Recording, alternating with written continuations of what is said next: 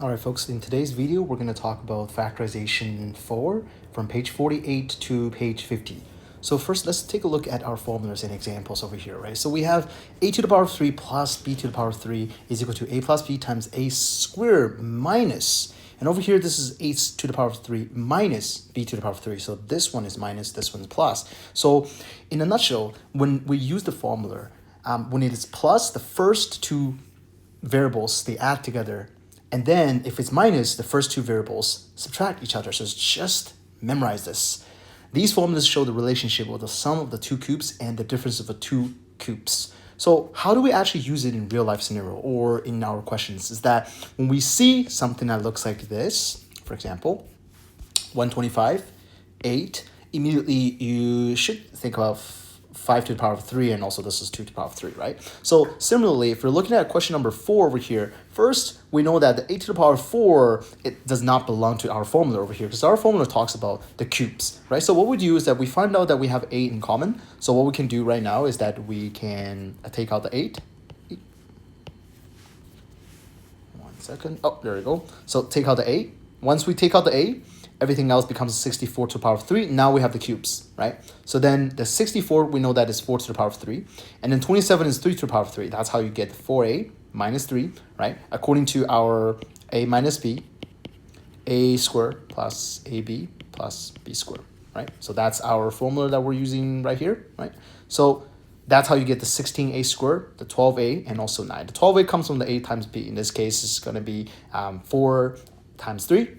Okay, so 48b and question number 9. And in this case, we have two terms. We have a plus b, and we also have b minus 3, but all of them are in cubes. So we're going to use the a minus b, right? So a squared plus b squared plus c squared, plus ab plus b squared. There you go. So we're going to use this formula for us to move forward with this. So we know that the a plus b, which is the first term, minus the second term, b minus a, b minus c. We have a plus b to the power of 2, which is a squared. And this is ab, and this is b squared. So then when we expand it, especially over here, especially expanding this term over here, once we expand it, we have this. And the ab minus ac plus b squared minus bc comes from here. And then minus 2bc plus c squared, b squared minus 2bc plus c squared comes from here. Okay, then when we expand it and we simplify the terms, everything else in the bracket becomes like this. And then we have the a plus c as usual. Nothing changes. 49a. Question number 1, over here we have a to the power of 6 minus b to the power of 6. Immediately you're probably thinking, okay, you know what? This is the 6. This is actually not to the power of 3, or it's not cubes. The question over here is that how do we change it so that it look like a cube? So in this case, 6 is basically 2 times 3, right? So you see the 3 inside, you know that, okay, I can use the formula I just learned. So in this case, the note is asking us to do change a to the power of 6 into a to the power of 2 to the power of 3, and then b to the power of 2 to the power of 3. So we can do that.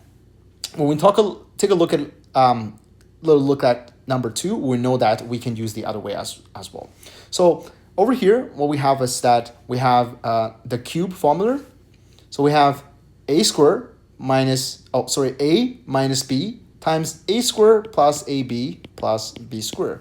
Again, we're representing these b's by using a to the power of 2. A to the power of 2. That's how you're getting the a to the power of 4 and b to the power of 4.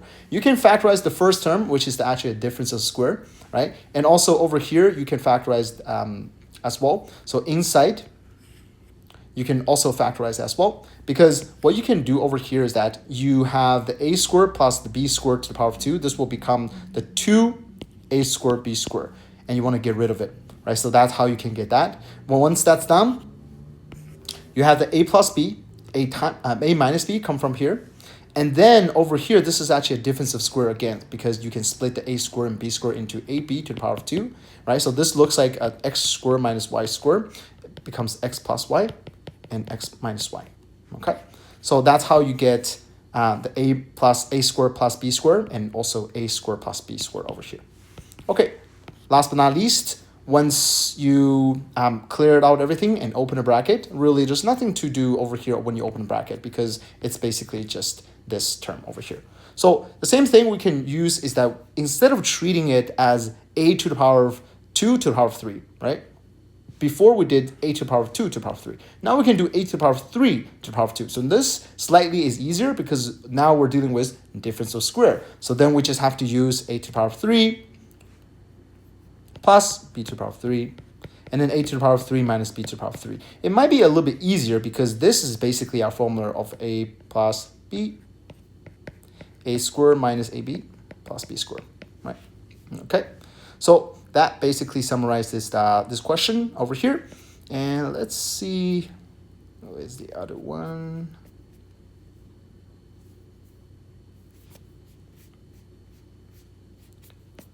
Okay, so we have last one over here. So last one we have 4 minus x squared plus 4x to the power of 3 minus x to the power of 4. So this one we're going to group up together as 4 minus x to the power of 2. And then over here, we can actually take out the x to the power of 3. When we're taking out the x to the power of 3, we get 4 minus x squared, which is 2 minus x and 2 plus x.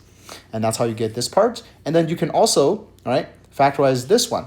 This one, you're looking at 1 to the power of 3 plus x to the power of 3. So again, you have the plus, you have the minus over here, okay? So because this one, the a to the power of 3 plus b to the power of 3 is a plus b, a squared minus ab plus b squared. I think I made a mistake from the previous one. Let me see where the mistake is. There is a mistake. So instead of that, I just realized that too. Sorry about that, guys.